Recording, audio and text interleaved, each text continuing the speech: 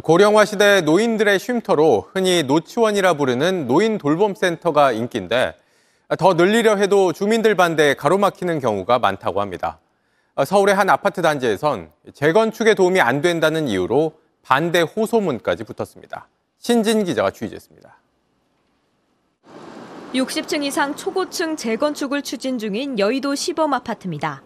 재건축 조건으로 노인 주간 돌봄센터, 이른바 노치원이 들어설 것이란 소식에 주민들은 술렁입니다. 반대한다고 생각하시는 분들. 한때 일부 소유주들이 아파트 공동 현관마다 호소문을 붙이기도 했습니다. 밤마다 구급차가 출동하고 경찰이 수시로 오갈 것이다. 주변 동네에 저소득층이 주로 사용할 것이다. 700여 명이 모인 단체 카톡방에서 얘기했다는 반대 이유입니다. 아파트 밑에 그것도 60층 제일 좋은 건물 밑에 들어온다는 게 그게 말이 되냐고. 그러니까 아파트 주위에 들어온 것도 난리치는 판인데. 서울시는 이미 결정이 내려진 사안이라 바꾸려면 심의 절차를 새로 밟아야 한다는 입장입니다. 상당수 주민들은 재건축이 늦어져도 좋으니 노치원 대신 문화센터를 짓는 걸로 다시 논의하자고 주장합니다. 이런 갈등은 낯설지 않습니다. 수년 전 송파구 서대문구 등에서도 주민 반대에 설립이 무산되거나 지어놓고도 오랜 기간 문을 못 열었습니다. 하지만 막상 운영을 시작하면 대기자가 수십 명씩 되는 것이 현실입니다.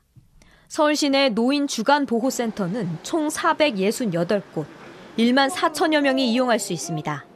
지난해 서울시 65세 이상 노인 인구는 170만 명을 넘어섰습니다. JTBC 신진입니다. 노치원을 둘러싼 갈등이 오해에서 비롯됐다는 지적도 나옵니다.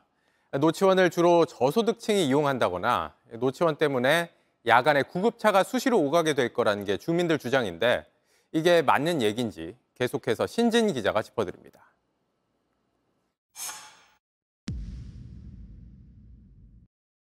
솔직히 저소득층을 주로 많이 이용하게 되지 않을까? 그러면 여기 있는 주민들은 사실 쓸 수가 없어요. 소득과는 전혀 상관이 없습니다. 노인성 질환이나 치매로 장기 요양 등급을 받은 65세 이상이면 누구나 다닐 수 있습니다. 우리가 매달 내는 건강보험료에는 장기 요양 보험료가 포함되어 있기 때문입니다. 돈이 많든 적든 누구나 병원에 가면 의료보험 혜택을 받는 것과 같은 개념입니다. 안녕하세요. 천천히 내려오실게요, 어르신. 센터에서 아침마다 데리러 와 오후에는 귀가시킵니다. 간호사가 건강 상태를 점검하는 것으로 일과를 시작하고 무료하지 않게 다양한 일정이 이어집니다. 오후에 꼭 1시간씩 미술 그리는 게 난 좋더라고. 집에 있는 것보다 재밌지. 친구를 만들고 고민 상담도 합니다. 이날 이때까지 서울대학교까지 보내고 얼마나 잘하셨어요. 고맙습니다. 이 얘기 많이 해주세요, 따님한테. 우리 딸 사랑한다 이렇게. 말 그대로 노인들의 유치원입니다.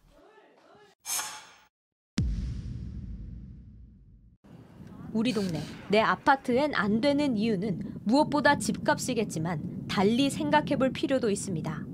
내년이면 국민 5명 중 1명이 노인인 초고령 사회로 진입합니다. 초고령 사회에서는 이런 데이케어 센터나 장기요양 시설들이 있는 곳으로 집을 찾는 그런 경향이 앞으로 되지 않을까.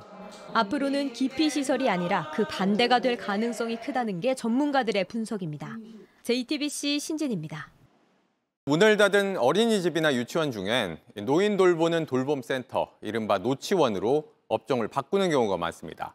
어린이집은 줄어드는 반면 노치원은 매년 늘면서 전국에 5천 곳을 넘어섰습니다. 임예은 기자가 현장 취재했습니다. 텅 빈 승합차가 1명, 2명 채워집니다. 마지막 탑승자까지 태운 뒤 도착한 곳은 바로 이른바 노치원으로 불리는 주야간 돌봄센터입니다. 평균 연령 81밖에 30명 가까운 어르신들, 건강에 이상이 없는지 체온과 혈압 등을 확인합니다. 체온 재게요. 어르신 정상이에요. 요양보호사의 구령에 맞춰 몸동작을 부지런히 바꿔봅니다.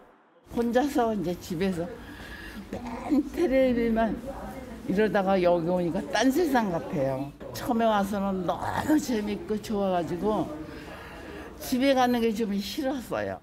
점심도 돌봄센터에서 제공해 끼니 걸을 걱정이 없습니다. 점심 식사를 마친 뒤 오후 시간에도 수업은 계속됩니다. 지금은 선생님을 따라 민요를 부르고 춤을 추는 수업이 한창입니다. 집에서 내가 할 일이 없잖아요. 혼자 있으니까 아들, 딸은 다 따로 살고 여기 그렇게 좋을 수가 없어요. 보호자들도 하루 종일 짊어지던 돌봄 부담을 조금은 내려놓게 됐습니다. 제 삶도 이제 자유롭지 못하죠. 조금. 그걸 알고 나니까 우리가 이제 토요일 날은 자유롭게 좀 어디서 갈 수도 있고.